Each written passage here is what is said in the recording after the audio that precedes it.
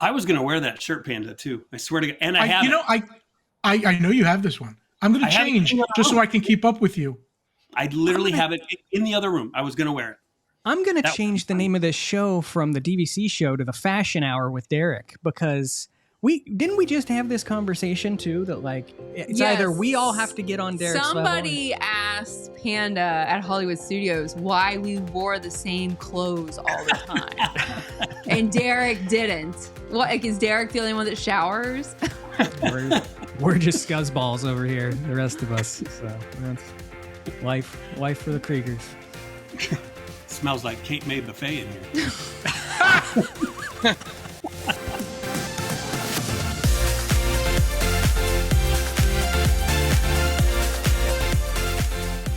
Hey everybody, and welcome to this week's episode of the DVC Show. I am your host, Paul Krieger, joined as always by my lovely wife, Amy Krieger. We do shower, by the way. We record multiple shows at a time. We've got John Sakari, aka Big Fat Panda, with us. Welcome home, everyone. Derek DeBoer in another shiny brand new shirt. Hey now, everybody. Hey now. And Jeff Haslam with a ever-expanding background that we're enjoying. It's not changing anymore, probably. It's beautiful. It's beautiful. I like it. And all kinds of new stuff. Well, Jeff, can you just tilt a little bit and show the castle behind you? Look how cool. That's the Lego castle, right? Is that the big one? Lego castle. Yeah. I got those. That's the original big one, right? Yeah. not to pull us too far off course, but Jeff, when you build your Legos, like, is it like a go till it's finished thing? Or is it like you pace it out and like you're okay with like doing 10 bricks tonight and then the next night another 10 bricks? No. In fact, I give our good friend Jeff all kinds of crap because he just lets them sit in a box. Well, in fact, Panda, you didn't build yours like you were supposed to this last time. Yeah, I don't go like it doesn't have to be done in 24 hours, but the point of building Legos is to build them, not let them sit there and look at you. So I've got how long did it take you to make the castle, Jeff? It was about 5 days. Okay, it took me a couple hours. 3 weeks. That's speedy for that. God, took me 3 weeks. 3 weeks. Took my kids like 3 weeks, I think, maybe 3.5. Yeah, I had nothing to do with it, but it looks nice over there. Up above Amy's shoulder is the only Lego I have ever done, which is the one that Panda has in a box behind him. And Amy and I did it last year, I think it was, and it was right when you started doing your paintings. Mm-hmm. So Amy does like the color by number paintings that are like really intricate and designed, and she's like, this will take me 2 months. And day 2, I'm done with my Lego, and I'm like, right. Now what? It's like you need something else to do to occupy yourself. I need something else because, like, so you don't bother me. Well, we gotta get Paul some more Legos. They've priced me out, I feel like. But do you have the Wally Lego set? I've got. I don't know what the Wally Lego set is, so I'm gonna move my head, and you can see that I've got like a Wally and Eve back there. Okay. But that's about it. Just a small Wally and Eve. I don't know if there's a bigger. Is there a bigger There's set? a big Wally now, I think, that's all one piece. Send it to me later. All right. This has been Lego Talk with Paul and Jeff. Well, welcome to this week's episode. We are not talking about Legos or shirts for the rest of this, so you can continue to tune in now or turn us off of 3 or 4 times podcast speed if that's what you like to listen to us on. But this week we are talking unpopular DVC opinions, and this has been something I think we've done once or twice before, but it is always heavily controversial and always sparks some tension in our DVC fan Facebook group, as this did this time as well. We put this poll up over 3 days ago, I believe, and it has over 600 comments at the time of us actually recording this. So people have a lot of unpopular opinions. So I would say that I read through all 600 of your comments, but unfortunately my time is too precious for that. So my lovely AI assistant ChatGPT actually read through all 600 of them in 7 seconds and surmised a detailed list of 10 of the most talked about, controversial, unpopular DVC opinions. So we will discuss all of those. If it picked the 10 most talked about, Paul, then they're not really unpopular anymore. Got a point. The I don't know what I'm saying anymore. I've lost my train of thought. It's gone. It's absolutely out the door. I've done too many of these shows. No, but we'll go through the list of 10. We'll actually kind of go around the room here between us and also talk through maybe what our unpopular opinions are. Derek swears that no one will guess his. Absolutely no one will choose his unpopular opinion. It's got to deal with shirts or something of that nature. As always, if you love this show and love all of our DVC fan content, please show some love for our sponsors over at the World of DVC. DVC Resale Market, if you're looking to buy or sell a Disney Vacation Club contract, they can help with that contract purchase. Monera Financial, who helps in financing your DVC resale contracts. And the DVC Rental Store, where you can try before you buy, rent some points, or rent out your own points. And Derek, 15 or 20 seconds real quick, tell us about double points or whatever the heck is going on now between the end of the year with resale contracts. Yeah, so right now it's a great time. So if you're looking at listings, you will find there's a select number of Disney Vacation Club listings that have points from 2024. What's great about that means it has all the points for 2024, and you as a buyer pay 0 in dues for those 2024 points. So that means you can start off your membership, literally live off more points than what you actually bought for a long time to come, because you say, hey, my first trip I'm going to take, these 2024 points that are banked, they won't expire till XXX, depending on the use year. But then, hey, that first trip, I'm going to use the 2024.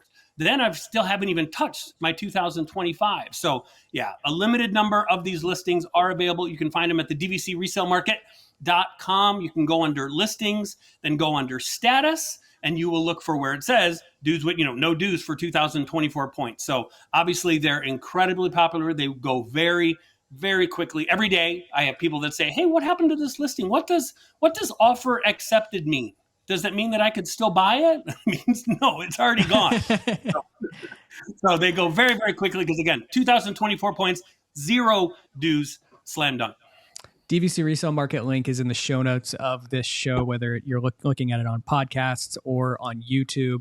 Use that link. It has a little special code on it. It just kind of helps us a little bit more if you use that. So, but head to DVC Resale Market if you're interested in looking at some of those listings. I can't even imagine starting a membership like with banked points, right, that I paid 0 dues on, because I'm still waiting for my countdown. In our house, it's a national holiday, is October 1st, which means we can then, on October 1st, borrow points to book trips from October 2025. so October 1st, I'll be on the website. Annie and I already have our wish list of places that we want to book. Euro in December, we got March, we're going to see anything we can snag. So do yourself a favor, just stay off the website October 1st and let me have fun. I think that this happened to Panda, and he had like the extra points, and he felt like he was balling for like a whole year, and then he realized that he realized next year he didn't have nearly as many points. Womp womp. 300 felt a lot better than 150. All right. So I posted in the DVC fan Facebook group basically a question asking for unpopular DVC opinions, and we got some humdingers, but nothing sparked more controversy than the picture that I chose to include and the example that I chose to include as the potential unpopular, I guess, Disney or DVC opinion. And just for context, all of this, and I sent this to this crew before we filmed, the New York Times earlier this week put together a novel of an article. And I say that literally. It's going to take you a while to get through the whole story, but it was called The Palace Coup at the Magic Kingdom.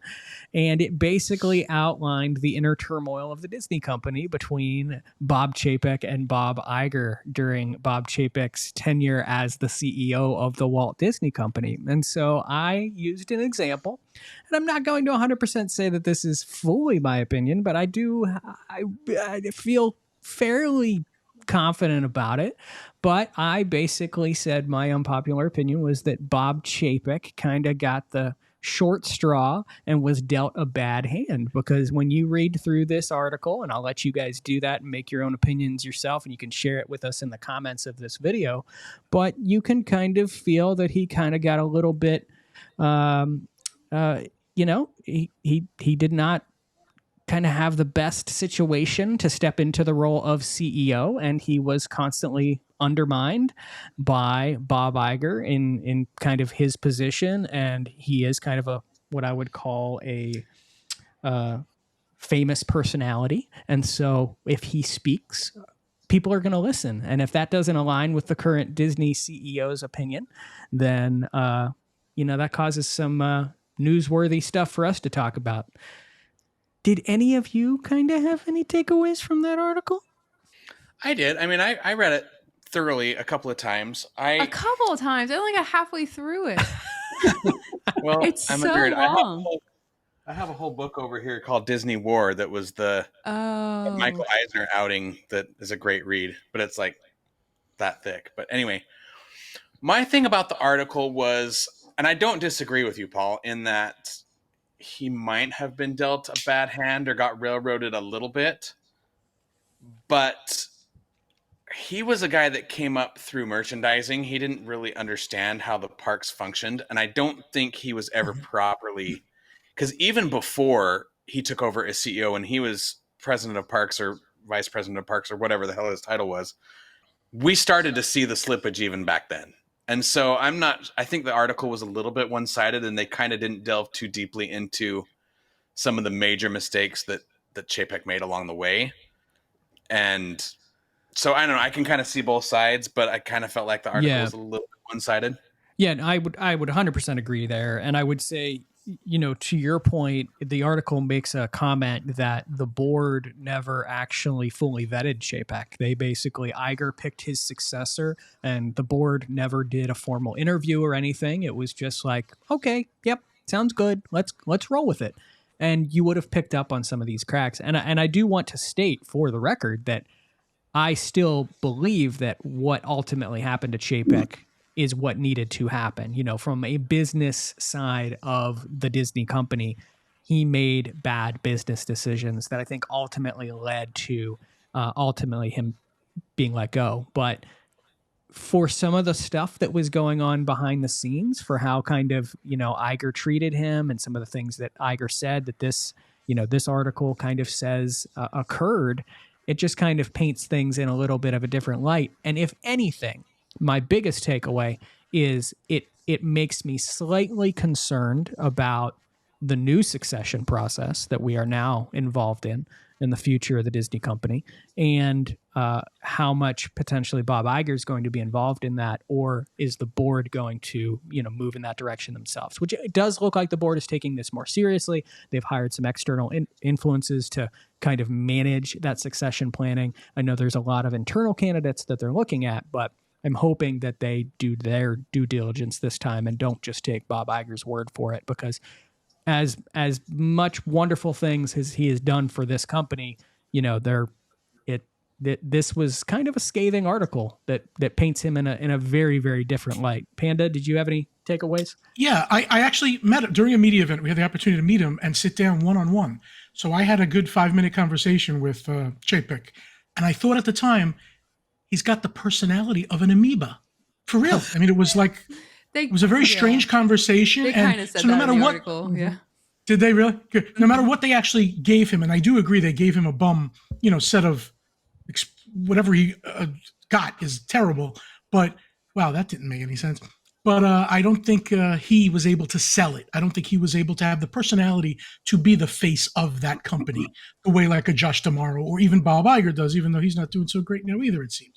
Yep. Amy? Well, and that's to your point, Panda. It's, you look at the history of the Walt Disney Company, which is long, but when you look at the list of CEOs, it's very short considering the length of the company, and so you look back on the history and we remember the Walt Disneys, we remember the Michael Eisners, we remember the Bob Igers. We don't really remember the Chapeks and the Ron Millers. You know what I mean? And so you have to be able to go into people's living rooms and sell this as a family company, even though it's clearly not. It's, we talked about this. Right. the brand still has that. line that Disney has to toe between making money for their shareholders and keeping their fans happy. And it's an impossible mission. Like, I don't know why anybody, I agree. Disney fans are lovely, rabid human beings that are hard to please and are equally in love with the company. So it's one of those that's impossible to do, but you remember the ones that do it well. Right. And I think, Jeff, like you just nailed it on the head. I don't think there's any other company where people are so invested into who the CEO is. Right. I mean, like, I need to know that person. That person's my friend. That person's the one who makes the magic. He's the one that does this. He's the one that does that. Or the park is dirty. We got to make sure that, JPEG cleans the park and the trash cans, and we need new rides. That no other company, no one sits around and goes, the CEO of Sheraton, what's his name? Yeah. Or the CEO of any other company, nobody cares at all whatsoever. In fact, they probably don't even know. But Disney fans, like you just said, Jeff, we're so rabid because a lot of us, we're invested, not just financially, but maybe obviously emotionally we're invested. So I think that CEO job is one of those where I feel like, and this is just a prediction, that whoever replaces Iger, it can't be someone that was just, quote unquote, properly vetted. And here's Sally Smith. She was the, executive in charge of finance for 20 years. Yeah. No one cares, because if it's not Josh tomorrow, people are going to be mad because they feel like they know right. Josh, and they feel like they know Josh. They feel like Josh knows them, and Josh is in the park. Josh's face is seen everywhere. He's walking all over the parks. He's personable. He's on camera. He's a good-looking guy. He's the perfect place. So anybody that's not him to replace it, I'm sorry, no matter what their credentials are, people are going to be like, I don't know about this guy or this. Yeah, unless Disney starts putting somebody forward, if it's not going to be Josh, they need to start making whoever it's going to be visible right now, because Disney did this to themselves. Walt held a weekly show. Michael Eisner, The Wonderful World of Disney, every Sunday nights, we all watched him, we all knew him. They did this to us, so now we have that expectation of them, and 100%. 100%. Perfectly said. I would not fully rule Dana Walden out of the conversation either. And I think that's where this is going to go. Is it's either I think the top running internal candidates are DeMauro, as you said, Derek, and then Dana Walden, who is more familiar on the media side of the business. And my only question of what the board is going to do is ask themselves, we already went with a parks and resorts person that didn't necessarily have their foot in the door with some of the, celebrities and some of the media executives. What part of this company is more important for our future? Is it the parks and resorts division? Is that what's going to drive us and the future? Or is it going to be our media division? And they also just need to kind of set up the upper echelons of their company a little bit better.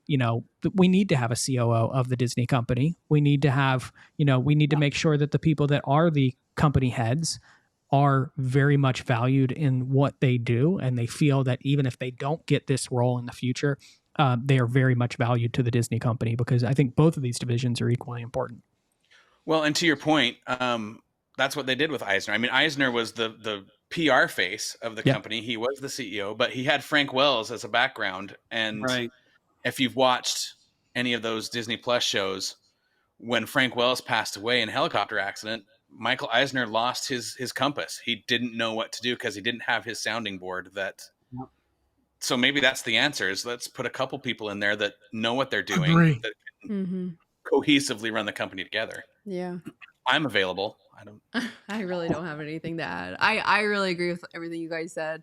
I only read half the article because I fell asleep about halfway through it. I summarized the second half for you. And all that I felt when I was reading the first half was that I wanted to give Chapek a hug. So wow. It made me feel bad. You know what I mean? There were parts where you really empathized with some of the I think in professional careers and everything, I think all of us can kind of say that in some position or another, we've been in kind of that position, and it's unfortunate, and you just, it's very lonely, and you feel like no one has your back.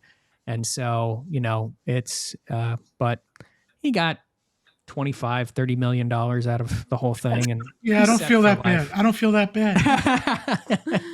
So he's feeling good. All right. I don't want to fully derail this, but that was, if you actually looked at all of the comments, For some reason, I derailed this entire topic by just putting a picture of that man and kind of bringing up that article in the discussion. So, but it is definitely a good read if you've got some time. It is a New York Times article, The Palace Coup at the Magic Kingdom. Let us know your thoughts on it in the comments. Do you feel for Chapek?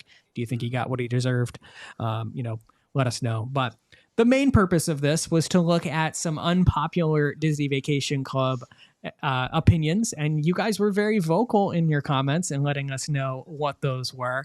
And I think number one is the most controversial of DVC opinions that is out there, which is that walking reservations should be limited or banned.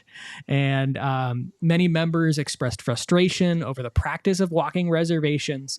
For those of you unfamiliar with what walking a reservation essentially means, it means that essentially you're booking a little bit earlier than needed for the actual dates of your stay so that you jump ahead of the 11-month booking window, and then you continuously modify those dates moving forward, jumping that window so that you basically can ensure that you've secured that room that you are specifically looking for. And this practice has really gotten carried away with by, certain members doing this for financial gain. There are a lot of people that I believe in the private rental markets are walking reservations that are highly valuable. Think, for example, a value studio at Animal Kingdom Jumbo House. You can barely find those anymore, and it's because people are just constantly walking these for reservations that potentially they're going to rent or do something with. Some people are walking reservations for, I would say, better reasons, which is that they're trying to get, the actual desired dates that they want to. But overall, there's a giant call for this practice to either be banned or limited and provide fair access to all members. And I would say we have very much kind of just avoided this topic because of how controversial it is over the years. I think I said on one of our Surrey bike adventures one time, which is the fact that I would agree that Disney needs to look at this policy and kind of try to find a way to crack down on it. But until they do, you are at an unfair advantage if you are not doing this to some degree, because you essentially are allowing other people that are doing it to get ahead of you. So I'm not encouraging more people to do it, but I'm basically saying that's how the rules of the game are played at the moment. And rumor has it, walking the reservation system was created by Bob Chapek. So that's not what I thought you were going to say. I was shaking my head, yes. But Rob's Lindsay did tell us that this is something that member services used to tell early owners to do. That's right. He did. So they kind of taught those early Old Key West owners how to walk. But anyway, I think I'm going to anger like tens of people when I say this, but I don't care because I'm too lazy to walk a reservation. I don't even think that we don't put a whole lot of effort forth in even booking at the 11-month window anymore. We just booked Grand Cal last week at the 9-month window. You know what I mean? And so yes, there's some really special rooms, the value, and there's going to be a couple that are going to be hard to get, but a majority of rooms are not as hard. You can book at 11 months and get them.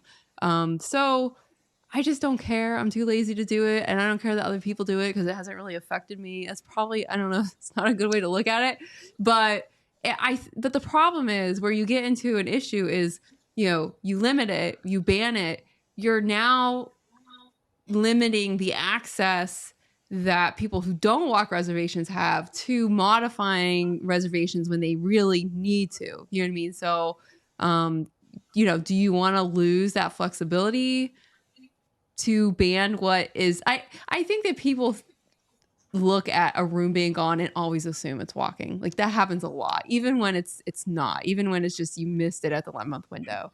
And so I wish we could see real statistics on how many people are what walking. The percentage is. Yeah. I bet it's a lot lower than you think. Well, and it's probably a lot lower than you think because the bulk or the majority are all fighting over the same room that have 4 or 5 of those rooms available. Right, right. I mean, there's just like what 10 values Kilimanjaro studios. clubs. Yeah, there's not. In that category, you're always going to run into an issue, and it could be, like to your point, more so a clicking game of people right at the 11-month booking window. Who clicked the button first? Who got to the reservation first? We've been there. We've Right, and it could be that okay, the 11-month window is gone before I got it. Well, maybe someone's trip started 5 days before that, and they've, you know what I mean, and they've got it. So I don't know. There's just so many factors. I don't think we can always blame walking on things. And again, I know I'm going to get hate mail for that. So sorry. Amy at OnerFinancial.com. Thanks. You're welcome. Paul K at DVCRentalStore.com for any other make sure you complaints. get the K. You gotta make sure you get the K in there. Otherwise, it goes to someone that never worked at our company a long time ago. That's why you never respond. Any other thoughts from you guys on walking a reservation? Or I don't know how they would fix it unless they prevented modification after a certain, you can't modify for 7 days or something after I don't know. I'm kind of with you guys. It doesn't really affect me. And even when I didn't live locally, I don't have the time to do that. So people that do, if it pays off, good for you. It's like the same people that buy tickets and sell them on Ticketmaster or on StubHub. You know what I mean? Like, What if you have the time to do it, knock yourself out. What if after the second modification, you have to call to modify? Well, you used to have to call to modify. When we first bought, you had to call to modify, and people still walked then. They just called every day. All right. I thought it would turn them down, every other day. Yeah. Discourage them from doing it. And I do question whether or not this is more of an attack related to private renting, because that's where a lot of people see some of these reservations that are very hard to come by. If there are private renting groups out there that essentially you see people trying to sell reservations, and you see the same people with like it's 20 the same reservations. Names, it's the same 20 reservations or more. They're always these very hard to get places and these very hard to get rooms. That's more of the issue, I think. Why aren't they targeting those people? It's a very hard thing to prove. There are terms that are out there related to commercial renting that Disney Vacation Club has, but it's a very gray area. There are some specifics related to it that we are aware of, that we've seen over the years, where it's like you cannot have more than 20 reservations active on your membership within a rolling calendar year, or else we're going to suspect commercial renting. But those terms have even gotten more gray as the years have passed. As of Riviera and beyond, it's basically a very vague description that's been put into the offering agreements for those resorts that basically gives Disney Vacation Club more leniency to kind of say, we think this is commercial renting, and if we think it is, we can enforce it however we feel the need to. So I do think they're looking at this area a little bit more, and I think that's, in that regard, it's those people that are causing the problems more than maybe walking a reservation, for someone that's trying to get something for their family. Because I don't think that, as you all have said, walking a reservation is the problem. I think the problem is more deeply ingrained into why they are walking that reservation. So. Yeah. And you're always going to see it too. For those wondering, that first week of December at Boulder Ridge or Copper Creek, it's insanity. I mean, trying to get that at the 11-month window. I have a great member, and she's part of the DVC Show family, Shannon. It was like, my God, I bought points at this resort just because I wanted to be able to book at 11 months. And I would literally, at 11 months to the day, it was gone. So I feel bad for people that when they do that, and, they're playing by the rules, but there's like a separate rule book that many people aren't even really aware of. So I understand the frustration. I don't like it. This is why you buy at Old Key West. You don't have to walk anything. Right. Old Key Jeff never has problems. Never. Next up on our list of unpopular DVC opinions, and this is Derek's soapbox that I'll let him stand on for a couple minutes. DVC is overbuilding properties. Several members felt that Disney is focusing too much on building new DVC properties and not enough on maintaining the parks and the other resorts. They argue that this overexpansion is diluting essentially the best kept secret, which is Disney Vacation Club, and feel that it's kind of reducing the exclusivity of the membership. Yeah. Did you I write didn't that write with your, did you have 25 burner accounts and you wrote that in? So that's why it came up on my list. No, that whoever wrote that is, again, that's my personal opinion. I think it's spot on. I just think it's so much that I feel like, back in the day, maybe, 10, 15, 20 years ago, when DVC would announce there's a new Disney Vacation Club resort, it was like, oh my God, I'm so excited. There's a new resort. It's going to be this, this, and this. Now I feel like, oh, I don't know. It's the Thursday. Did they announce a new resort somewhere? Yeah, it's in the woods. It's like a trailer. Oh, what else? Oh, well, then we're going to announce this, and then we're going to do that. I just feel like it's just too much. That I feel like just focus on what you have, make it great, but there's no need for any more. And I'm sure someone mentioned at some point, like, we don't need a fifth gate. You do, because you're building all these resorts. You need places for people to go. And like Jeff will say, we don't need more people to stay in new DVC resorts to go to the Magic Kingdom.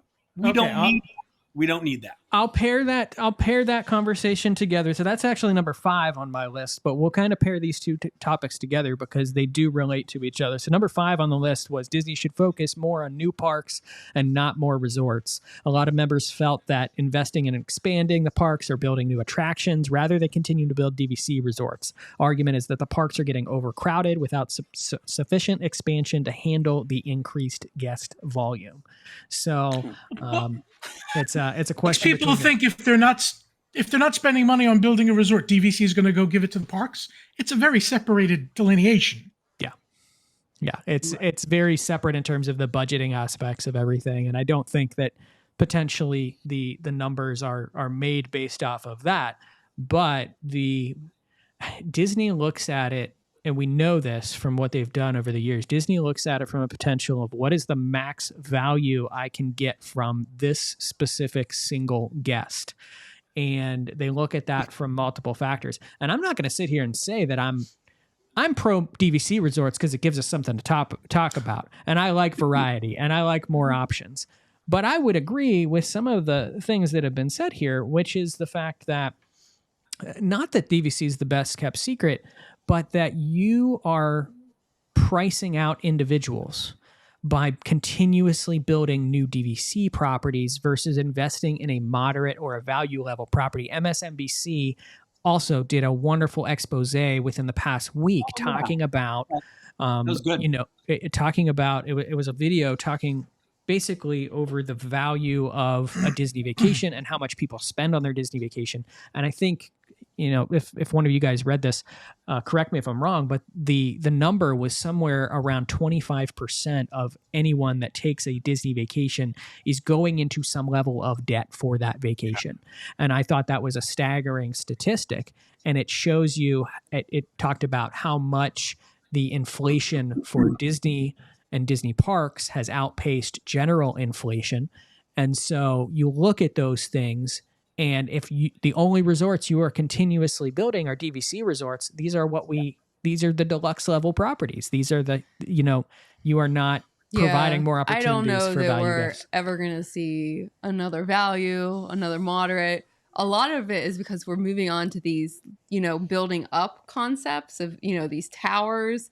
And so most moderates and values, they're a little more sprawling. They're spread out. We're not, and we're also, for those same reason, not going to see another Saratoga, another Old Key West, resorts like that either. I don't think. Jeff, you were going to say something there. I think at some point. Yeah, and this is my soapbox. Sorry, but it pains me when I have to agree with Derek, but I do agree with him sometimes. And that is, I agree that I think we're a little oversaturated right now, and you can apply that to anything. Club 33, when it was just at Disneyland, was extremely exclusive. Now there's one at every park at Disney World, still extremely exclusive and not for people like me. But going to one of those doesn't hold near the magic than going to the OG does, right? So too much of a good thing is still too much of a good thing. I love having options as well, to your point, Paul, and like talking about it on this show, but we have a lot of DVC for sale right now. And it drives me a little bit insane because they haven't paid attention to the value and the moderate that gets people into Disney World for the first time. Sometimes it's that barrier to entry, $200 a night at Pop Century. That resort is full most of the time. All Stars are full a lot of the time because that's what people can afford these days. Yep. So, but at the same time, building more hotels in general is only compounding the problem because they have not expanded the parks in any significant way since 1998. They've done a little bit here. They've done a little bit here. They put their fingers in the dam. They're trying to keep the people happy. Now, I disagree about the fifth gate. Sorry, Derek. I disagree with that wholeheartedly. We need more at Animal Kingdom. We need more at Epcot. We need more at Hollywood Studios to spread those people out because Animal Kingdom is a half-day park. Epcot, people go there to drink. And Hollywood Studios, everybody goes there for the same 4 rides, so all the rides have 2-hour lines. We need more at each of those parks so that they're maintaining their weight comparatively to Magic Kingdom before we even start thinking about adding a fifth one. Because right now, at $150 a day, people are getting ripped off at Animal Kingdom. I'm sorry, but that's the way that I feel. Yeah. $160 a day, you're getting your money's worth at Magic Kingdom. There's plenty to do plus.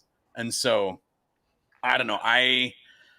They need to go back to the old rule. Yeah, I know DVC makes them a ton of money, and you can't fault them for that.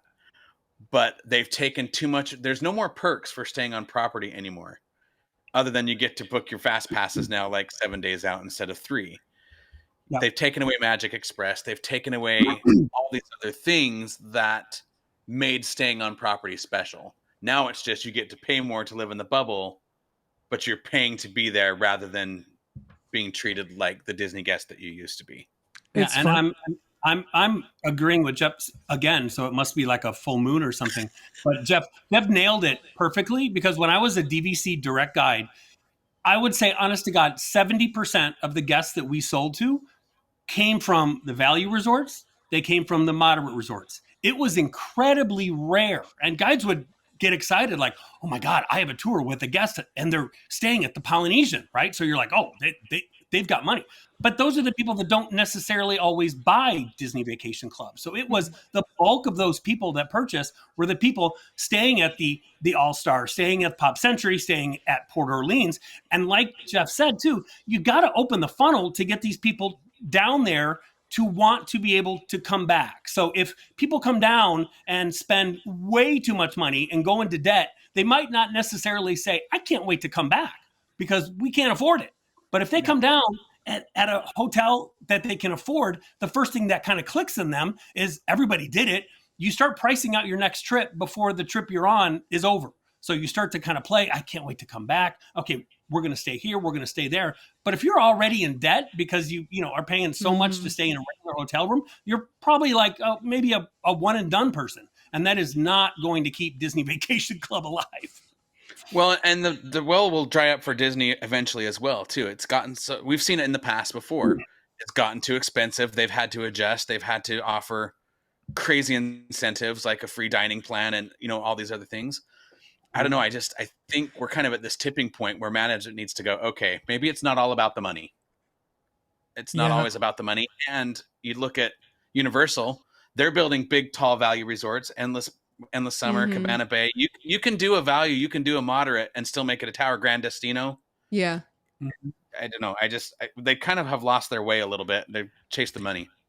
It's interesting though. And we're kind of coming full circle on some of these topics because, we talk about the company trying to squeeze every dollar out of you as a guest more and more and more. If we go back to what we talked about at the top of the show, there's the argument to be made that Chapek was the fall guy for Tomorrow bringing Genie Plus around as well. There is the argument to be made there as to whose idea was Genie Plus in terms of getting more money out of every guest that steps foot in the parks.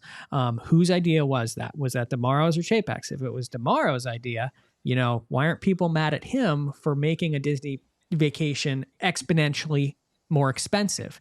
And now Chapek's gone. So let's remove him from the scenario of this. There are recent rumors coming that Genie Plus is moving to, we already have the individual lightning lanes, but now it's and Jeff, you might know the name more specifically. It's like it's like Genie Plus Multi-pass and single Premier Pass or something like that. Yeah, which would mimic what Universal has as their Express Pass, which we can only imagine is going to be priced between $150 to $200 a day on top of what you're paying as your ticket cost.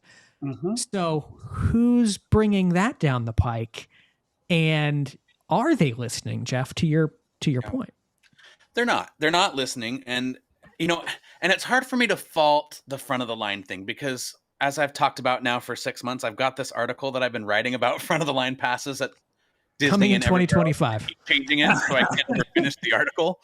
But I have paid many, many times for Universal's Express Pass. It is expensive. It, on a slow day, it's like $99, and on a spring break day, it's like $250. And I've done both, because if I only have one day at Universal, that is the best way to maximize my time. And time is important to me. I don't like to waste time standing in line. And the data that I did in this article that eventually you guys will hopefully see is it was actually worth the money. We saved 11 and a half hours of waiting in line at Universal. 11 and a half hours.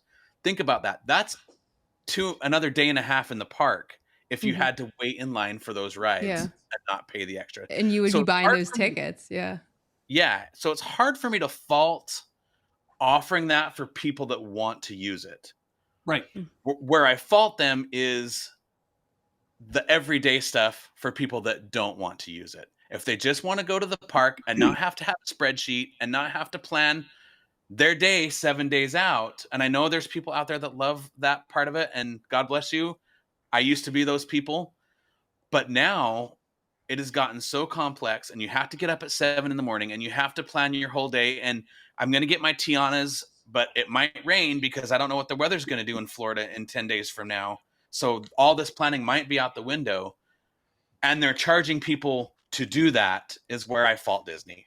And sorry, like I was just at Epcot on last Friday where I picked up the Italy shirt, but it changes everybody's vacation. Like, because everywhere I look, and it's especially at like the Magic Kingdom or studios, because instead of families looking around and having fun, it's this.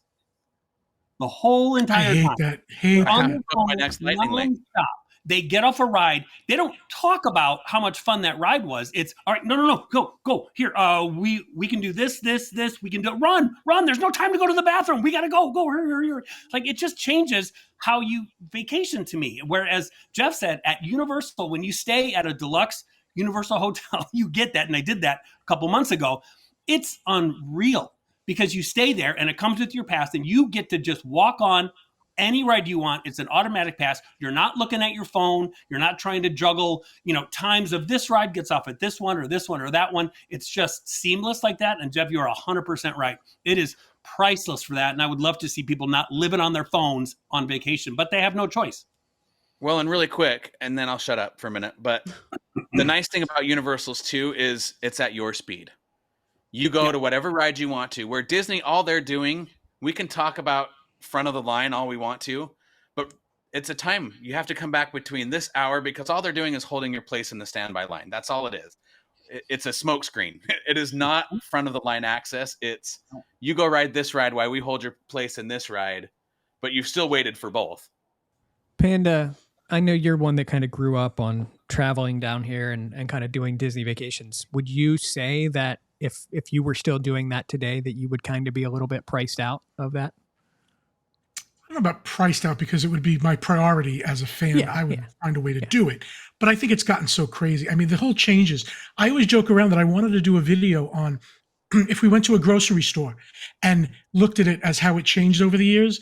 So I go into a grocery store and they're like, what are you doing? I'm like, I'm just going in to get some stuff. They're like, do you have a reservation? I'm like, oh, I didn't know I need one. No, I just got to get milk. They're like, oh, no, milk, you got to come on either a Tuesday or Wednesday, and it's a virtual queue for the milk.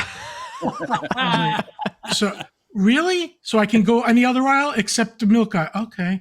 And then Frozen is another. I mean, the amount of changes that took it from a fun, spontaneous thing. It's just, you really do need the spreadsheet now, like Jeff said, and it's crazy. I look can at Tron. imagine. Everybody said Tron was going to have a 3-hour wait when it went to standby. Yep. And we were 60 watching minutes. it the other day. It was maxed out in an hour, I think. Mm-hmm. At one point, it was 35.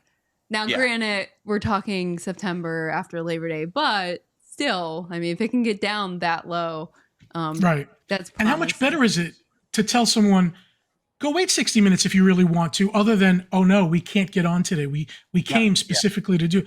Yeah. It's much better. The investment is up to you, and you can go when you want. Mm-hmm. Yeah. I couldn't imagine being a travel agent in this space right now and having, you know, family after family of new Disney people that are like, what do I do? Like, where do you even start to say, here are the rules? You know what I mean? Like, because we will get, once in a while, we'll get people from home that, you know, they reach out to us. Hey, we want to go to Disney. You know, what about this? And I just sometimes, and we want to be nice and we want to help. And I don't even know where to start with that. Nothing they do is even simple. When they got rid of the annual pass, it was still, but for the Magic Kingdom after 2 on a week, it's like, stop. Just make one thing easy. Yeah. Yeah. So it's like, where do you start? The layers of the onion. Yeah. Let's talk about fast passes. Let's talk about dining. Let's talk about when you can book, you know, lightning lanes if you buy it. Let's talk about, you know what I mean? There's just so much. And you really have to research to be able to enjoy a trip. Yeah. Yeah. I want to try to cross off a couple of these that I think we're touching on in some of these, but there's a couple other points that I think have been made. One of them is that DVC is becoming less exclusive.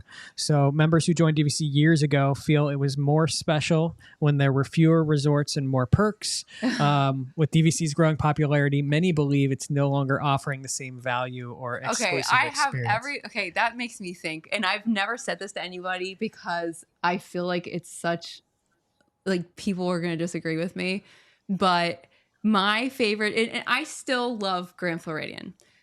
But when I first stayed at Grand Floridian and Paul got me that small Grand Floridian contract for Christmas in 2018. Thanks, Derek. I felt like we own Grand Floridian. Like, this is the resort. Like, it's small and we got this advantage and we can get into it, and otherwise it's really hard to get into. And just like, I just felt like I owned this crown jewel.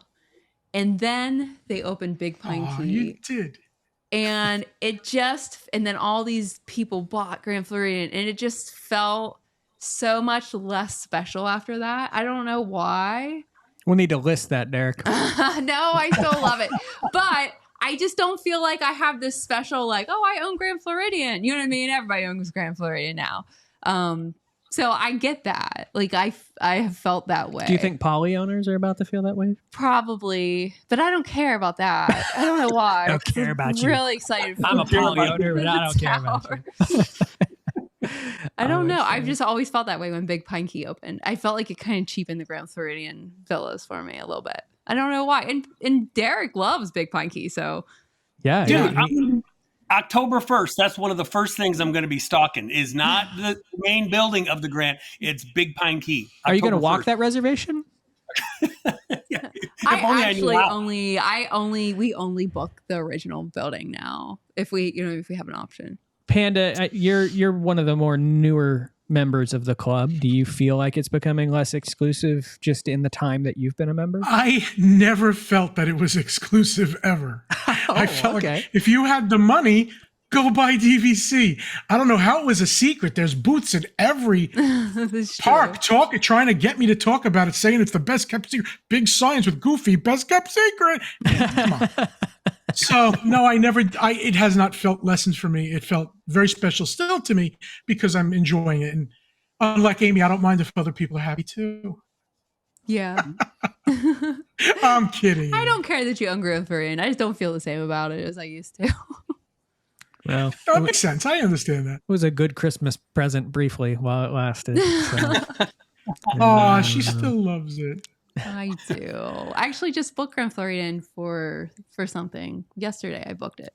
So Yes, we booked all of our Moonlight Magic reservations. That's a different show. You guys have already watched that if you are frequent viewers to the show. And I'll just add right now, if you're not a frequent viewer to the show, why aren't you subscribed to this YouTube channel or this podcast? You should do that right now before we finish up this show and wrap it up in a few minutes. Jeff, you hit on this one a little bit, and I've already decided that I'm just going to kind of cut this list in half, and we're going to kind of revisit this in another month or so and kind of go through the rest, because we've hit 5 of these, and I don't necessarily want some of you guys to have to listen to us ramble about all of these topics for 2 hours.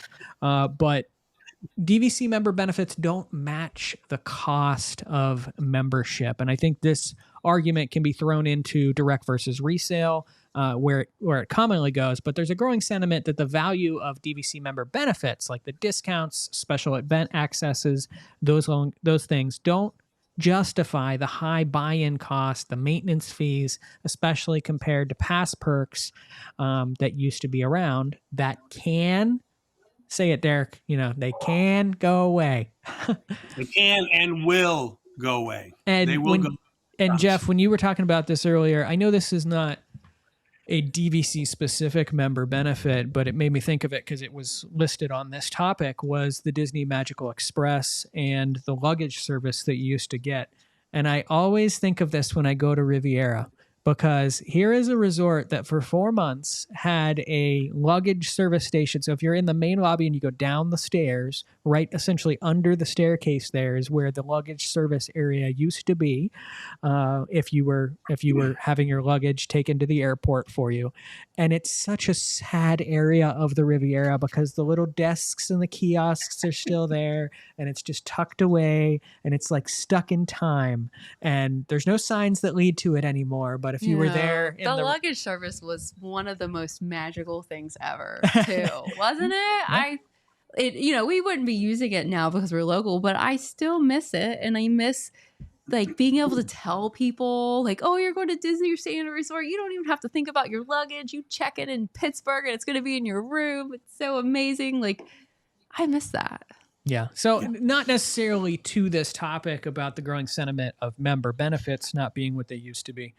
And I'm 50-50 on that topic, really, because I think that Disney Vacation Club, to their benefit, has significantly increased some of the offerings in the past few years. They have identified the fact that if we're going to get you to buy direct, we need to give you a very good reason to do so. And we've seen more and more direct benefits being popped onto the list.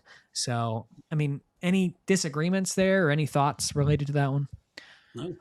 I would say, I don't think it's DVC specific, I think is where I get tripped up, because I think the Disney resorts in general have just kind of gotten away from offering that little extra pixie dust, and we're talking Magic Express. We're talking, it would be so easy for them to do something like, if you're at a value resort, you get 2 fast passes. If you're at a moderate, you get 3. And if you're a deluxe, you get all of them, or whatever. I don't know what the math needs to be, but that would be such an easy perk for them to give. Yep. That make staying on property just that extra special thing. But it's gone away across the board. And we're not talking just Magical Express. Package delivery, when you buy something in the park and have it sent back to your room. Yeah. Miss that like crazy. That is such, especially when you're charging crap on your Magic Band like crazy, to not have to carry around your lightsaber all day is such. Even if they did that just for DVC, Jeff, that would be great. Yeah. It's just, I don't understand why. And the prices keep going up exponentially. We're talking Polly's going to be on sale pretty soon at $275 a point or whatever it's going to, no, I know it's not going to be that much, but compared to what was the price 5 years ago when they were selling whatever they were selling, it's gone up so much that I don't know. They're taking a lot away for no reason. Then they're cheap. Well, and Panda, I think you've said this before. As someone that was going to buy, you bought direct for the FOMO and for the benefits, right? Yeah. Now that I think about it, that wasn't the smart thing to do. Yeah. I should have went resale first. I should have. Yeah, I think that one of the biggest ones for me that I miss that I used to feel like was a benefit, and I know that this is a tough one because, keeping the space profitable, but Top of the World Lounge to me is no longer really much of a benefit because, especially like, okay, some people do. I think that Wicked Wind Down, I think it's really Terrible. winding down winding in down. popularity. No pun intended. It is because if you've done it once and you paid that, it's not even that for the price. You're paying like a dinner price. Yeah. And you're getting, the little snack is small. You get a drink. You pay the same price whether it's a kid or an adult with an alcoholic drink, and that's a lot of money to be able to sit up there and watch the fireworks. We said this after they did it the first time. They did not significantly change that lounge in a manner that they can't. And this is Put what up an drives- evil queen photo. Right. It needed knock you off your Panda, socks theming to be worth it. Here's the thing, and this is a simple fix to the problem, and I've said this for the past 2 years that it's been open, is that all you've done is basically put some frame TVs around frames up there, and that's your theming. So if that's what you're going to do, Wicked Wind Down throughout the summer, and then it turns into some sort of Halloween theme, and then it turns into a holiday theme, and it's like Digital, change it whenever you want. yes, like such an easily adaptable thing that they could then continuously bring in a revenue for. I don't know. And You could I'm send sorry, a it check doesn't need to be $80 a person or whatever the hell it is to get in there. We've already spent 30 grand on these memberships. I'll buy drinks. I make it a 2-drink minimum or whatever it needs to be to get in the door, but don't charge me on top of my membership for something that I get for free. Yeah, I think having like a drink minimum or something or a minimum spend or anything is better than, you have to spend $80 and you get one of these and one of these and one of these and your variety sucks. So yeah. And I don't know. how it's changed over the years is crazy, because at first when that Top of the Lounge tower opened, the only people that were allowed to go up there were members if you were staying at Bay Lake, meaning they would have to, and I have friends that work there, they used to have to turn away people that were staying in the hotel, renting like a 2-bedroom suite or get these incredibly expensive rooms, no matter what. If they were renting a grand villa at Bay Lake Tower, they would not let you up to the top. You had to be a member and you had to be staying at Bay Lake Tower. So these poor servers are up there and there's like 4 people there because no one, what I mean? So to try to turn it to make money, it's crazy. Derek, we used to sneak up, not even being a DVC person, and the bartender would be like, "Oh, thank God." Right? Because they had nobody. They're like, "We don't care. Don't worry. Just sit down. What do you want?" Yes. Yeah. Before I was DVC, I used to be there a lot. Yep. It's funny. Yep. Yeah. Even when it was all DVC members, resale and direct, it was never crazy. Like we sat up there a couple times and we always had a table and it was never super hard to get into, never super hard to get in there and get a drink. And now they've even adapted it to the point that there's not enough people actually paying for the Wicked Wind Down event to go into the lounge, but they will still let you up to the observation area to then watch the fireworks. So what they've done is put an outside bar now in that area every night so that they can sell people alcohol to boost their revenue. And it's like, right. Okay. For the record, It's they aren't checking any credentials for the observation deck. No. At all. They just usher you into the elevator and away you go. Yeah. Well, and what I would pay extra for as a DVC member is if they did DVC member events that were outside the norm. And I can't remember who it was, if it was D23 or DVC. And this was, I think it was over 10 years ago, but I remember that they did a dinner inside Haunted Mansion. My gosh. Could you imagine being able to do that? Go inside Haunted Mansion and have dinner and you got a cool t-shirt or something. Like you're not talking about 999 Happy Haunts, right? I don't know what I'm talking about, Panda. It was something I saw on the interwebs once. I did it years ago. It was like $2,000 though.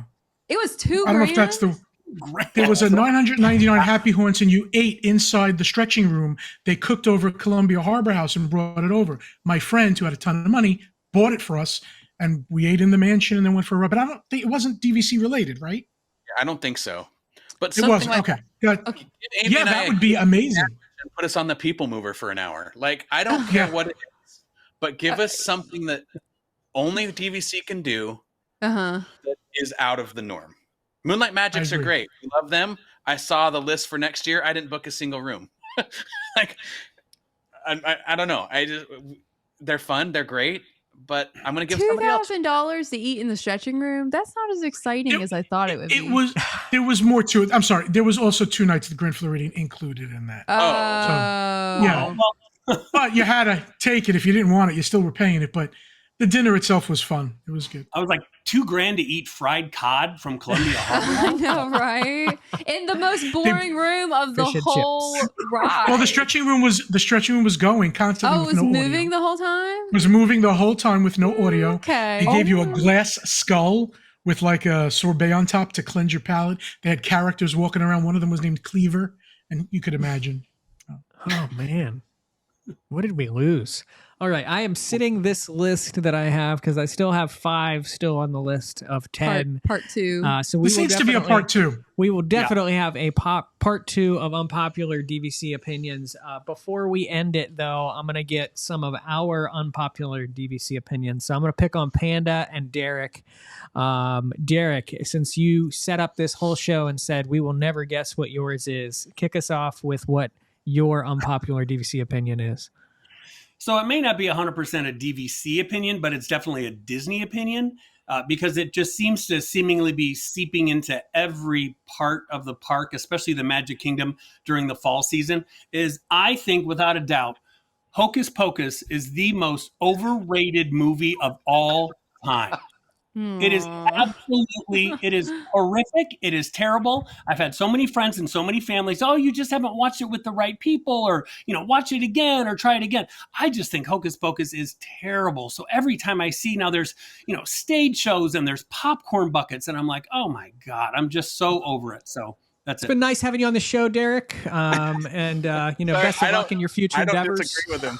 I do not disagree with him. I don't disagree either, Jeff, but we shouldn't say it because we'll get slapped. My sisters drugged me to Boston, Massachusetts 2 years ago. I want to take me do to this. Salem so that we could go see the Hocus Pocus house. I want to do this too. I Yes. know. Why don't we do that? We'll talk about this later. I want to know all about Boston. I'll go. There's cruises out of Boston. Oh, yeah. so now you're going to go. Okay. Okay, now I'll go. All right. Well, yeah, I was not expecting that one out of you, Derek. That is true. Oh. It didn't crack the top 100. Yeah, right. Exactly. But I'm sure people are going to be mad. So if you're mad, it's Paul K at dvcrentalsflorida.com. My other one, which is DVC related, we don't have to dwell on it, but I think it's an unpopular opinion, as I know, because I see the great boards and posts almost every single day. I like the Disney Vacation Club member website. I think it's great. I do. When it works, yes. So I think it's a great website. I think it's great to be able to go on to pick your dates, and it shows you not just because in the old days you would literally be like, I don't know, let me see. You would have to try like one resort at a time. You'd have to so call. It was very time consuming and straining. Yeah. So now you could click all the ones. You could click a big block. You could click a whole it block. is a lot better. I agree with that. Mhm. And we don't need an app. We don't want to pay for an app. No, that is yeah. Yeah. That would be my unpopular one. Yeah. Nap. Panda, give us your I unpopular. thought he said that. I don't know that it's unpopular, but I feel like when it comes to merchandise, they kind of dropped the ball. I think people love their DVC resorts that they own. I think Jeff loving Old Key West, me loving Riviera. I think I'd buy so much more if they had good exclusive member merchandise. And I just think they dropped the ball. They don't seem to have too much good stuff. I don't think that's an unpopular opinion, but I completely agree. We need doormats and shower curtains and it's wall a missed art opportunity that matches the wall art on the walls in the resorts, just like they do at Riviera. We need that everywhere. Yep. Riviera did it I best. agree. Yeah. And It we is bought always the same stuff. It's always, oh, look, there's a new Dooney and Burke purse. Oh, look, here's a new Spirit jersey. It's the same stuff. Right. The thing is, if they I'll give you an example. When they furnished Boardwalk with the new throw pillows, those big round, really pretty ones, all they had to do was order like triple and then put the rest in the sell them in the shop. Yeah. Yep. People would buy that stuff up. People would buy 100%. buy up that DCL blanket if it was for sale. You could sell that for $100 and something bucks, and people would buy it. Case in point, we went to the Lakeland Antique Mall a year or so ago, and it was right after they started the Boardwalk refurbishment. And this one right here, I have a Boardwalk pillow. she has a Boardwalk, love it. an old Boardwalk pillow. Yeah. Oh, but in it her looks office. really Derek nice. It looks and I really bought good. the lamp from Polly. Bought. Yes. Yeah. Yeah. We bought it. Oh, Well, if you ever go to the Character Warehouse or Cast Connections, if you have that opportunity where they sell like all of the stuff that they weren't able to sell, they need to just stop making that stuff and invest, like Amy's saying, invest their money into stuff that will actually sell. As I knock my phone off the desk. Yeah. The stuff, there's like buckets and buckets of Star Wars crap that nobody bought. And I love Star Wars. Like, I would buy anything that's Star Wars cool, but I don't need the Wookiee tumbler. You know what I mean? Like, Yeah. I don't know. Right. We need cool stuff and maps of the resorts, and you know what I mean, just stuff like that.